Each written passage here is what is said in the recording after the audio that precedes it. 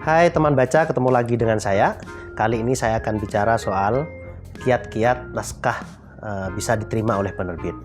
Ada 4 kriteria yang digunakan oleh penerbit untuk menilai sebuah naskah layak atau tidak bisa diterbitkan. Yang pertama, naskah itu temanya tidak jamak atau tidak datar. Apa maksudnya? Tema yang dimasukkan atau tema naskah yang masuk seringkali tidak sama dengan naskah-naskah lain pada umumnya.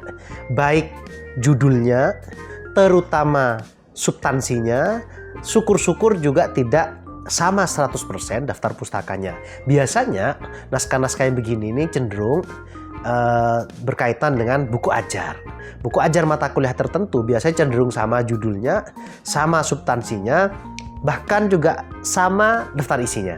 Nah, ini biasanya penerbit akan mempertimbangkan betul-betul naskah yang demikian ini. Tapi jangan khawatir, naskah yang demikian masih ada caranya buat perbedaan meskipun itu sedikit dengan naskah-naskah yang sudah ada. Baik terutama dalam konteks pembahasannya. Nah, penerbit akan lebih suka buku-buku yang meskipun temanya sama tapi ada perbedaan dengan naskah yang lain. Kemudian yang kedua, penerbit biasanya cenderung menyukai naskah-naskah yang penulisannya sudah mengikuti kaedah yang sudah ditentukan, yaitu kaedah yang baik dan benar.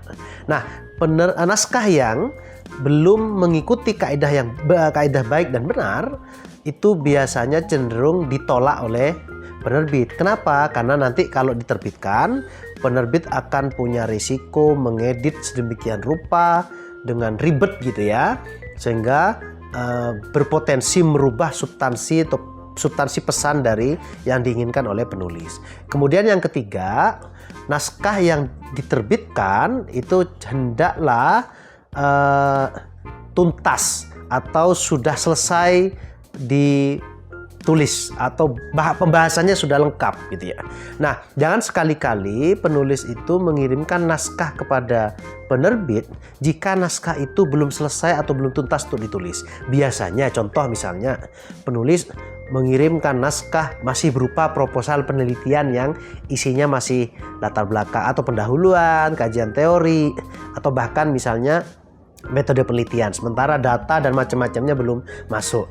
Nah, naskah yang demikian cenderung naskah yang dikatakan belum tuntas pembahasannya dan belum lengkap pembahasannya.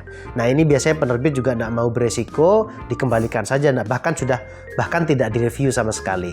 Nah, kalau Anda punya tulisan yang sudah lengkap, tuntas pembahasannya, silahkan dikirimkan. Nah, yang keempat nih, ini paling penting.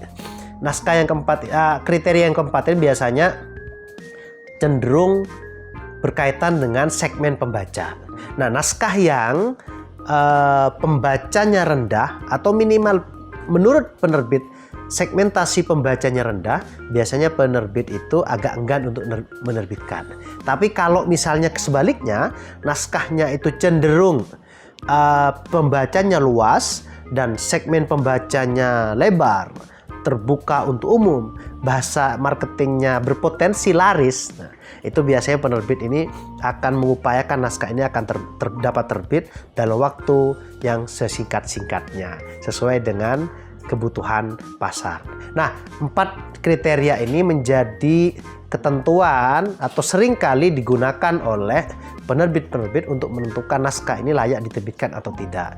Hanya saja ini catatan dari saya, penulis yang misalnya belum memenuhi 4 kriteria tadi, jangan khawatir. Penulis bisa diskusi dengan penerbit. Bagian apa dan bagaimana kemudian agar 4 kriteria itu bisa terpenuhi sehingga naskah yang sudah penulis tulis itu bisa diterbitkan sesuai dengan kriteria tadi dan sesuai dengan kebutuhan penulis gitu ya. Nah, diskusikan saja dengan penerbit mana yang belum lengkap, karena itu pasti juga akan ada solusinya. Yang pertama tadi apa? Yang pertama tadi adalah temanya sebisa mungkin ada berbeda dengan naskah-naskah yang sudah beredar pada umumnya.